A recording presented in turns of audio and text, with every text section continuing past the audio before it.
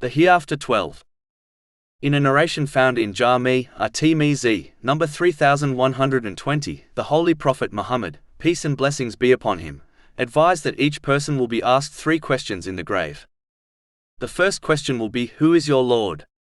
In order to answer this question correctly, a Muslim must not only believe in Allah, the Exalted, but prove this belief through actions. This is only achieved by fulfilling His commands, refraining from His prohibitions, and by facing His decrees with patience. This will ensure they use the blessings they have been granted in ways pleasing to Allah, the Exalted.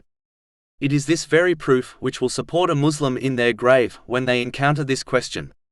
It is important to note that even some non-Muslims believe in Allah, the Exalted, yet they will fail to answer this question correctly, as they did not use the blessings they were granted in ways pleasing to Him during their lives on earth.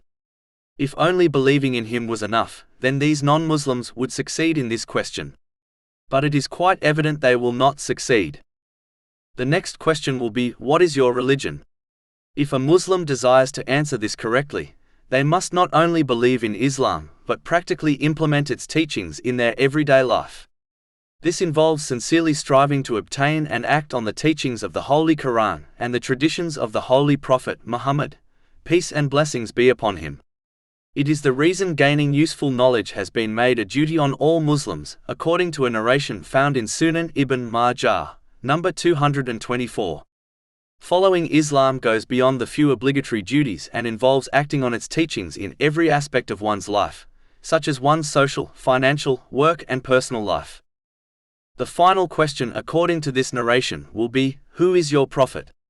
It is important to note that even some of the past nations believed in their prophets, peace be upon them, but as they did not follow in their footsteps correctly, they will fail in answering this question correctly.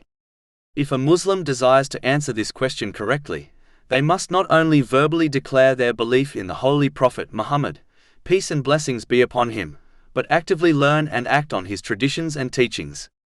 This is the very purpose of sending holy prophets, peace be upon them, meaning to practically follow them. Chapter 33 Al-Ahzab, verse 21. There has certainly been for you, in the Messenger of Allah, an excellent pattern, for anyone whose hope is in Allah and the Last Day, and who remembers Allah often.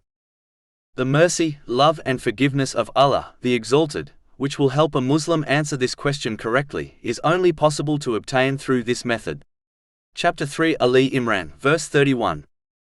Say, if you should love Allah then follow me, so Allah will love you and forgive you your sins. And Allah is forgiving and merciful. To conclude, just like the questions in a written or oral exam cannot be answered successfully without practically learning knowledge, through studying and revision, neither can a person answer the questions of the grave successfully without practically learning and acting on the teachings of the Holy Quran and the traditions of the Holy Prophet Muhammad, peace and blessings be upon him, in every aspect of one's life.